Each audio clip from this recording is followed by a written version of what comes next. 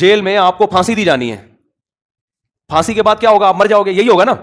اب یہاں لے کے جا رہے ہیں آپ کو, کراچی میں بٹھایا آپ, اور پہنچنا کہاں ہے آپ نے, آپ کو بتایا کہ جیسے ہی لاہور میں آپ اتریں گے سیدھا پھانسی گھاٹ میں جا کے آپ کو ہینگ کر دیا جائے گا, لٹکا دیا جائے گا, اور آپ کا انا للہ ہو جائے گا. لیکن ابھی نہیں لٹکا رہے, ٹھیک ہے, تو آپ خوش ہیں کہ یار ابھی الحمدللہ میں بچا ہوا ہوں, لیکن لاہور پہنچتے ہی لٹکا دیا جاؤں. اب ٹرین یہاں سے چلنا شروع ہوئی, حیدرآباد پہنچی, آپ کو بتایا کہ درمیان میں 6 اسٹیشن آئیں گے. کتنے اسٹیشن آئیں گے؟ 6 اسٹیشن آئیں گے. جہاں ٹرین رکے گی وہاں چائے پانی کا انتظام ہوگا. اب پہلا اسٹیشن آیا حیدرآباد کا, آپ مٹھائی بانٹ رہے ہو, پہلا اسٹیشن آ گیا بھائی, مبارک, پہلے سے ٹھا ٹھا ٹھا ٹھا پہلا اسٹیشن.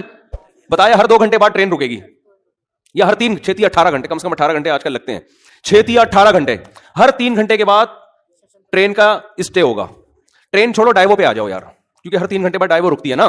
مثال ایسی دو جو بالکل ڈائیو میں جب بیٹھو تو آپ کو سمجھ میں آئے گا اچھا یہی میرے ساتھ دنیا میں بھی ہو رہا ہے. سمجھ میں آ رہی ہے بات, یہی میرے ساتھ کہاں ہو رہا ہے, دنیا میں. ڈائیو کراچی سے ڈائریکٹ جاتی ہے لاہور, پہلے نہیں جاتی تھی, اب جا رہی ہے. تو کراچی سے ڈائریکٹ لاہور جا رہی ہے, فرض کرو 18 گھنٹے کا سفر ہے, اور ہر 3 گھنٹے بعد, جب میں نے ڈائیو میں سفر کیا تو 3 گھنٹے بعد ہی اسٹے ہوتا تھا, اب پتہ نہیں شاید اسکیجول چینج ہو گیا ان کا. 3 گھنٹے بعد اسٹے ہوگا, تو 3 گھنٹے کے لحاظ سے 6 اسٹیشن درمیان میں 6 دفعہ اسٹاپ آئے گا. ڈائیو کا جو اسٹاپ کرے گی وہ کم سے کم 6 دفعہ اسٹاپ کرے. آپ بیٹھے, آپ کو پتا ہے بھائی جہاں میں لاہور میں اترا تو میری زندگی کے ایام ہوئے ختم. اب پہلا جب ڈائیو نے اسٹے کیا, پہلا جو اڈا آیا, پہلا جو ڈائیو کا اسٹینڈ آیا, وہاں پر اتارا, 3 گھنٹے آپ کے مکمل ہو گئے. آپ نے کہا چوتھا گھنٹہ شروع ہو رہا ہے, ٹھا ٹھا ٹھا ٹھا ٹھا, 3 کمپلیٹ ہو گئے, اب چوتھا, یعنی پہلا اسٹیشن ختم, اب اگلا شروع ہونے کی خوشی میں ٹھا ٹھا ٹھا ٹھا ٹھا. شراب بھی پی رہے ہو, ناچ بھی رہے ہو, انجوائے بھی کر رہے ہو, ہیپی نیا اسٹیشن, ہیپی نیا نیو اسٹینڈ. تو لوگ کہیں گے نا بھائی تو لگتا ہے موت کے خوف سے تو باولا ہو گیا ہے, تو کیا ہو گیا تیری. بعض دفعہ آدمی پر اتنا خوف ہوتا ہے, میں نے دیکھا ہے بعض لوگوں کو خوف سے ہنس رہے ہوتے ہیں کیونکہ دماغ الٹ جاتا ہے ان کا. حقیقت ہے یہ, جب بہت زیادہ خوف ہوتا ہے نا آدمی کے جو نروس سسٹم ہے وہ سارا آؤٹ ہو جاتا ہے, وہ بریک ہو جاتا ہے, اور آدمی الٹی الٹی باتیں کرنا. غم میں بھی بہت بعض لوگوں کو ہم نے دیکھا, بہت غم ہوا, شوق لگا, ہنسنا شروع کر دیا انہوں نے, تو یہ خطرناک ہوتا ہے. ڈاکٹر کہتے ہیں اس کو رلاؤ, ایسے مریضوں کو ڈاکٹر کہتے ہیں رلاؤ ان کو, کیونکہ بھائی غم ہے تو رونا چاہیے نا, ہنس کیوں رہا ہے. تو اس سے بڑا پاگل ہے یہ جو نیو ایئر منا رہا ہے.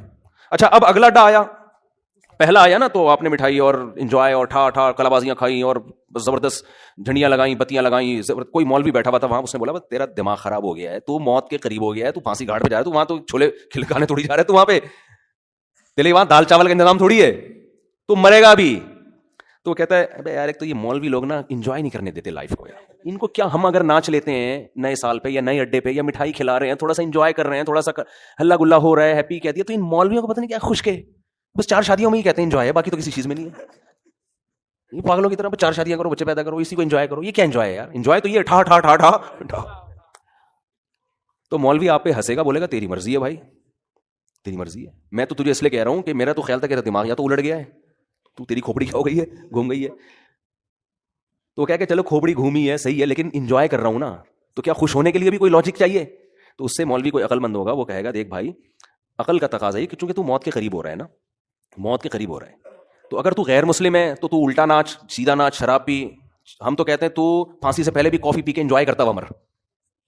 اچھا ہے, تجھے انجوائے کرنے کے لیے کوئی لاجک نہیں چاہیے, بھلے تو اس کی لاجک بنتی نہ ہو خوش ہونے کی, لیکن تو غیر مسلم کو کوئی لاجک نہیں چاہیے. وہ کہہ رہے خوش ہونے پر گورنمنٹ کی طرف سے کوئی پابندی نہیں ہے, کوئی بھی کسی بھی ٹائم پہ خوش ہو سکتا ہے. چلو پھانسی کے پھندے پہ جا رہا ہے تو وہ یہ سوچ سکتے ہیں کہ یار چلو غم کے موقع پہ اگر خوش ہو کے جاؤ تو اچھا ہے نا, ٹینشن لے کیوں.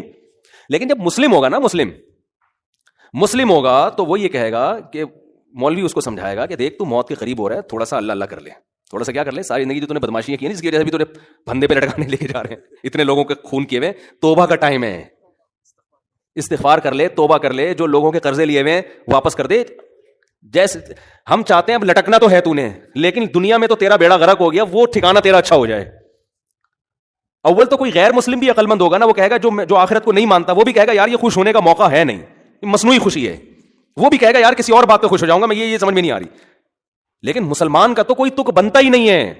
اب اگلا اڈا آیا, 3 گھنٹے پھر پورے ہو گئے, پھر آپ ٹھا ٹھا ٹھا کر رہے ہو, اور بالکل اب لاہور پہنچنے میں صرف 3 گھنٹے رہ گئے, تو آپ خوشی سے باولے ہو گئے, بالکل پاگل ہو گئے آپ خوشی میں. او بھائی اب تو انجوائے کرو, 60ویں سالگرہ بھی لوگ منا رہے ہیں, 90 سال کا ہوتا ہے تو بھی کیک کاٹ رہا ہوتا ہے سالگرہ کے. تو بالکل یہی کام ہو رہا ہے کہ آپ جو ٹائم لے کر آئے تھے قبر کے آپ قریب ہوتے جا رہے ہیں. ہر سال یہ ایک ڈائیو کے اڈے کی طرح ایک اڈا ہے, ہر سال ختم. کسی کے بارے میں اللہ نے لکھا ہوا ہے 2030 میں مرے گا, کسی کے بارے میں لکھا ہوا ہے 2035 میں مرے گا, کسی کے بارے میں لکھا ہوا ہے کہ 2040 میں. میرا خیال ہے ہم میں سے اس وقت کوئی بھی ایسا نہیں ہے جو 3000 میں مرے گا جا کے, اس سے پہلے سب کا انا للہ ہو چکا ہوگا. یہاں تک کہ جو آج بچہ پیدا ہو رہا ہے نا, شاید 2030 تک وہ بھی زندہ نہ رہے, 3000 تک وہ بھی زندہ نہ رہے.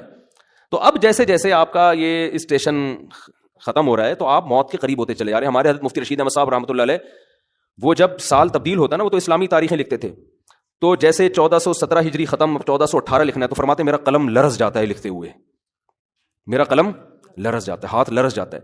لے بھائی زندگی کی ایک اور شام ختم, زندگی کی ایک اور شام. کتنی تیزی سے مجھے یاد ہے, میں جب ہم پہلے تاریخیں لکھتے تھے 1991, بہت جگہوں پہ تاریخ لکھتے تھے,